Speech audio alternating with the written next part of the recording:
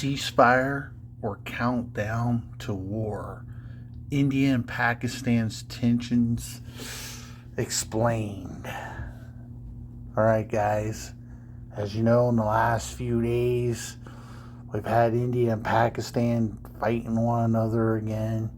It's a little bit bizarre because in my lifetime, most of the fights have been basically border skirmishes.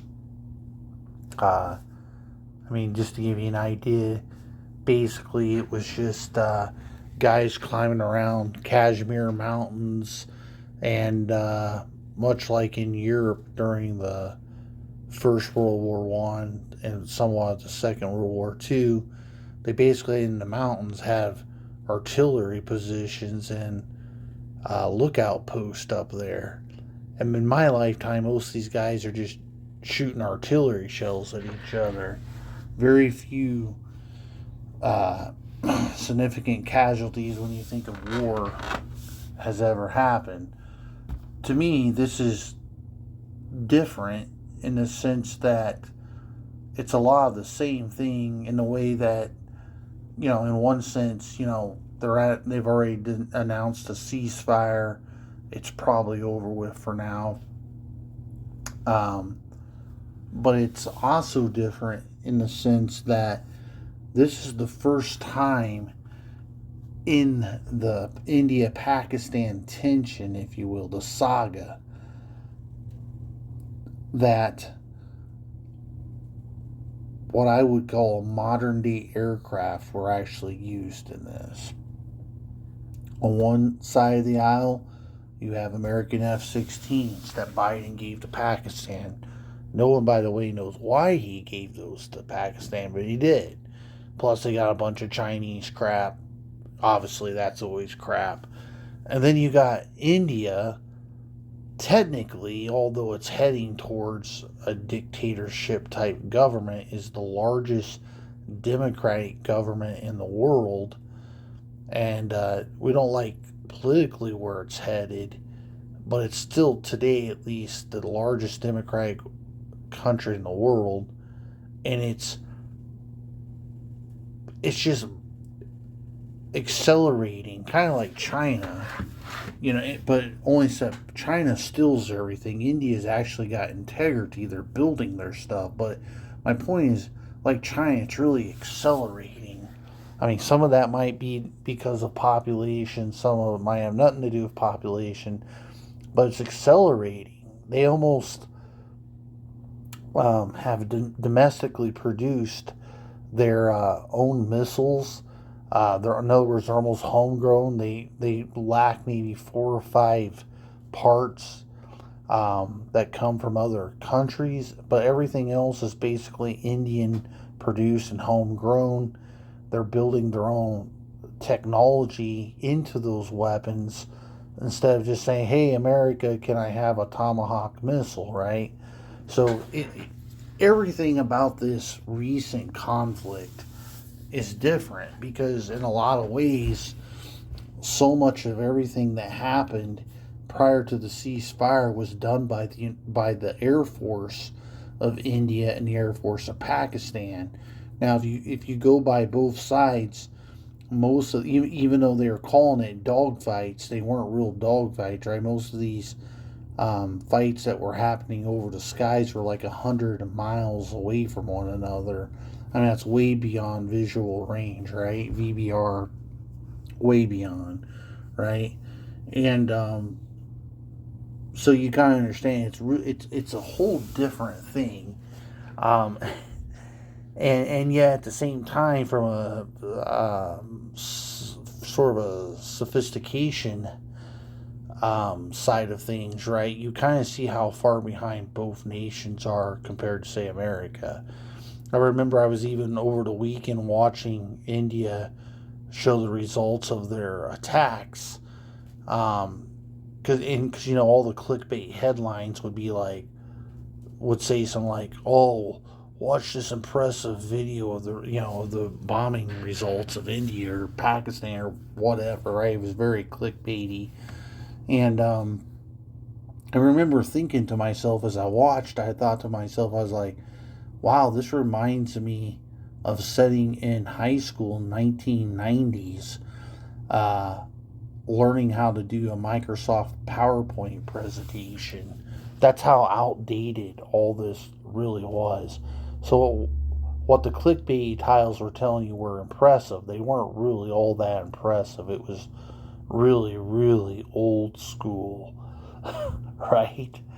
And but anyway, like all these battles here recently, lately, last, I don't know, 3 years, 2 years, 4 years, whatever, right? All across the universe, you're just getting a lot of fake news, and it's mostly found on YouTube, believe it or not even legacy news. And every night you can watch like the Enforcer and all these guys, it's just fake news 24 hours a day, basically. But if you go back in the first couple days, first night or whatever, supposedly, there was like 100, I don't know, 5 aircraft involved. That was probably pure BS, most likely. But right away, Pakistan claimed they shot like 5 or 6 Indian aircraft out of the sky.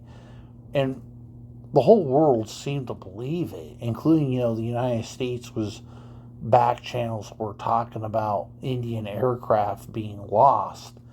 But I gotta be honest with you, I don't care how many Chinese missiles are laying on the ground or not either. That doesn't mean anything. And right now you'll still see right now, if you Google it, it'll say the first Western aircraft lost to Chinese made jet, basically.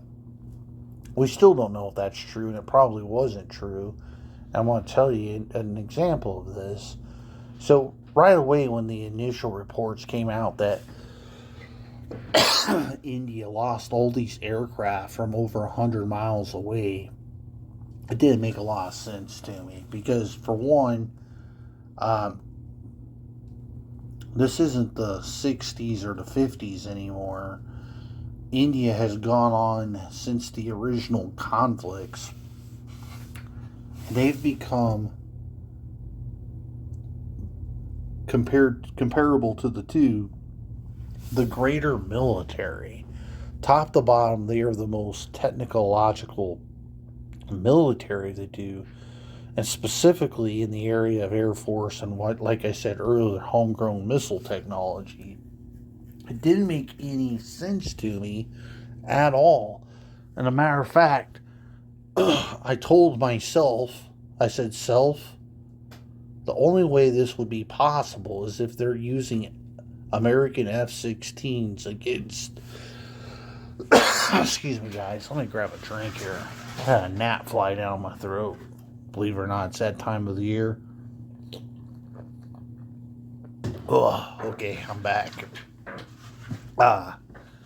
It didn't make any sense. And once again, part of distinguishing anything is just trying to get down to the logical outcome of anything said, basically. And if you just know a little bit of knowledge, it goes a long way to dispelling a lot of this.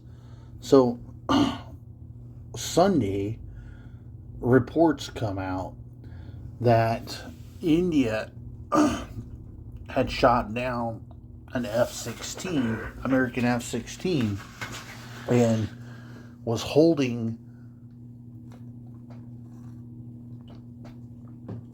actually holding a Pakistani Air Force guy prisoner from the aircraft. Now, I don't know if that was debunked or not. That was what was coming out yesterday during the ceasefire.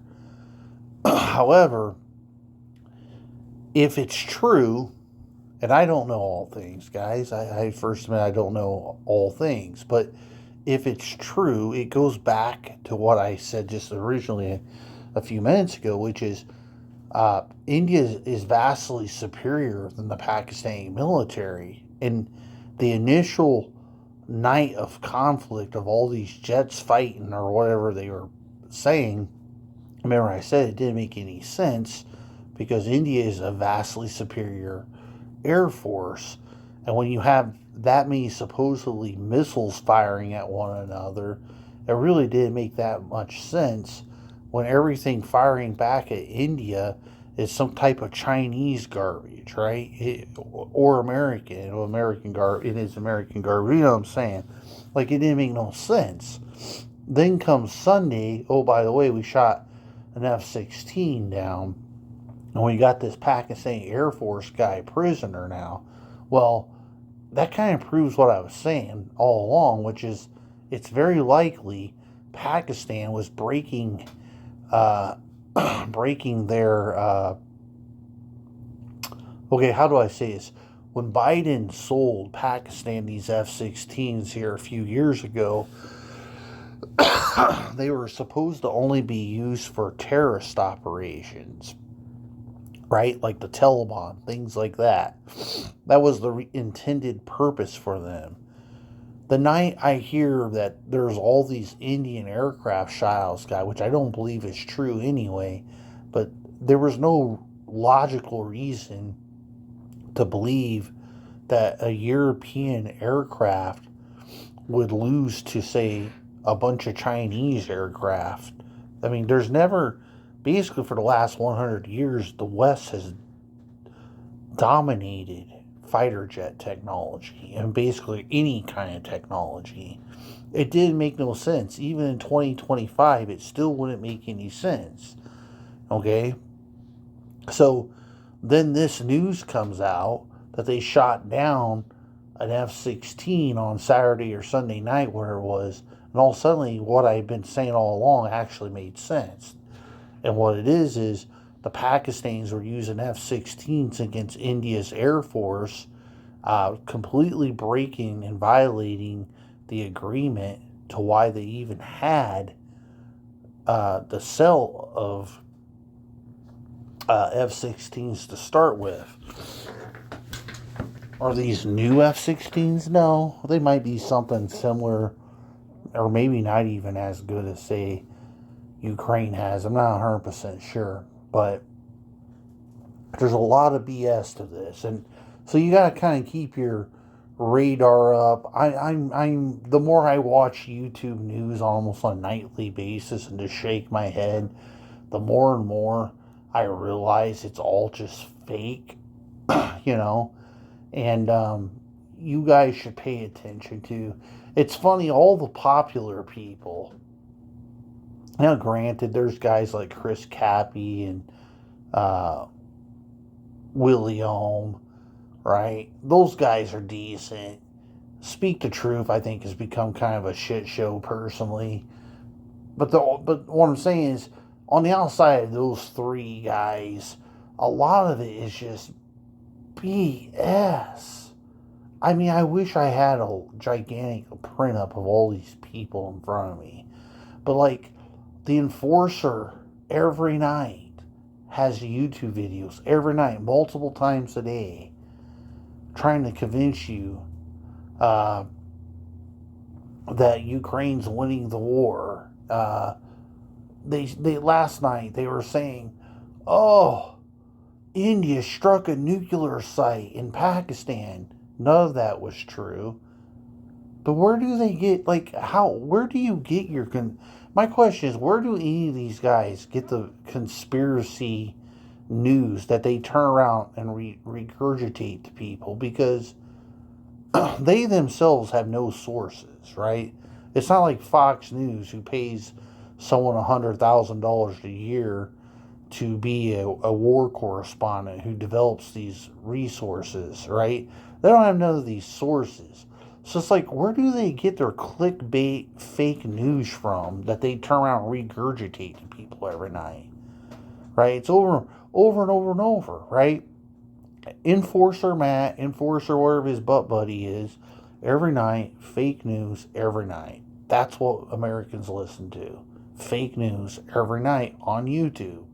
And it's not Fox News, and it's not CNN, and it's not MSNBC. It's just YouTube news. Right? You got, oh God, you got Fake News Dennis. You got, Ukraine Matters. You got, Anna Ukraine. You got the real popular one called, what's it called? The silicone something or other, right? What the hell is that one called? The silicone something. Anyway, I can't think of its name. But all these guys just sell you pure BS every night. Once again, it's groupthink, right? In America, you got guys like, is it Paul Warrenberger or something like that? These guys who live in Utah, like, I think they're Mormons, right? They come out of nowhere. They didn't even, like 5 years ago, you didn't even know who they were. They were nobodies, right? European war comes out, or excuse me, Ukrainian war comes out, and all of a sudden, these guys are on YouTube telling you guys that they are geopolitical experts. They don't work for the government. They never served any time in the military, which is fine. That doesn't necessarily mean you're not a geopolitical expert, I guess. But these guys don't know anything. Like, at least I grew up reading history books, and I have a general grasp of every conflict and any conflict anywhere in the world. That's because I spent my young dyslexic years reading history, learning geography. And no, I'm not an expert at any one thing per se, but maybe I am, and others. But I have a pretty good understanding of what's been going on in almost every corner of the world.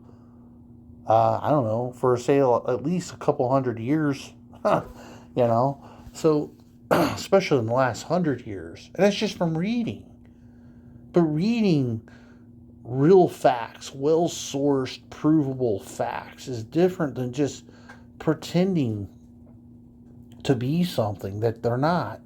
And then there's another guy who's just like the Paul Warburger guy, but I forget his name, but he's basically the same thing. He goes around, pretends like he's a geopolitical expert. And these guys are idiots. Like, if you were. Let me say this. If you were to keep a notepad book next to your computer desk or a chair and write down any crap that they say on any given day, and went back and watched it like 2 weeks later, or Googled any of the stuff that they said 2 weeks later, you would find out that most of these guys are full of shit. It never happened. It never happened. It's just like, well, I don't want to spend all my time talking to Ukraine, but a few weeks ago, not even a few weeks, maybe a week ago, 2 weeks ago, Enforcer was like, yeah, Ukraine took out and captured this particular city today. And and you're sitting there like, shake your head. No, they didn't capture the city. And oh yeah, the clickbait tile, major city. No, it wasn't a major city, and they didn't capture that city.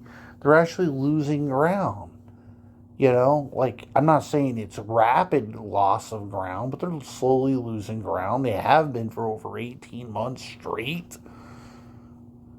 And it's just BS. We can only hope that the war comes to an end soon. I think that's what we all want. But the reality is, it's just there's so much fake news out there. And what I particularly find sad is guys like me who actually know what we're talking about. We can't get one person to view our content, not a single person. But then dipshits, the Enforcer, Paul Warburger, Speak the Truth, all these guys who will come out every day and tell you BS, untrue facts. They're not facts, they're just untrue. And then what's the repercussions of this? Well, they make a ton of money on the backside of it. You know, I was listening to the Enforcer here 4 weeks ago. He was talking about how him and his butt buddy partner, where the heck his name is, and he was like, yeah, man, we're going to maybe move our offices to Seattle, Washington. Really? So these guys who get hundreds of thousands of views, hundreds of thousands of subscribers, have enriched them to a point where they're making over $2,000, $3,000 a month off their YouTube channel. And they're going to go and buy some real estate to produce Ukrainian content, I guess, I don't know, in their mind forever. You gotta be fucking kidding me. Once again, guys that don't know anything. Period. But this is the sad reality. Americans are the majority viewers. They get ad revenue given to them by YouTube. And then YouTube, who won't police the content, I think, in a way that it should be policed. I'm all for freedom of speech, but when things are just completely fake, I really think they should crack down on stuff like that, because it is a lie, and a lie has repercussions. It plants the seed of incorrect information, just like when you have alternative history being taught in America from Democrats. It plants a seed of lies, of falseness. And I don't like that. I think they should actually crack down on that. But yeah, some of these guys, right, they're making north of $3,000 a month. Like, they could live on that income and not even have a job, a real job. They're just turn on their cell phone every day, recording a video, or sometimes multiple videos. It's really unbelievable, but it's also, what I'm trying to tell you is, it's unethical, because they're telling you nothing but lies. And then the sad part is, people are so misinformed and uneducated about generally anything and everything in the world, they believe it. And that's what's sad about it. But anyway, guys, I'm just saying that out there, putting that out there at the end here. You work hard for your money. Don't go out there and blow it. You work hard for your money. Keep it, and don't go out there and blow it. And give these guys out here who tell you BS every day, okay, your hard-earned money. Save it, go invest it, let it work for you, prosper, but don't give these idiots your money. It's just the way it is. Even if you never listen to this video.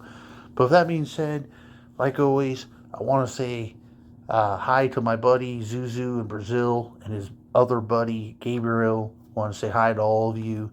If you're watching, thank you for watching. And as I always say in all my videos, I like having conversation with you guys. So feel free to have comments. Like, it's just a conversation, guys. It's not got to be personal, man. Right? We're just having a conversation.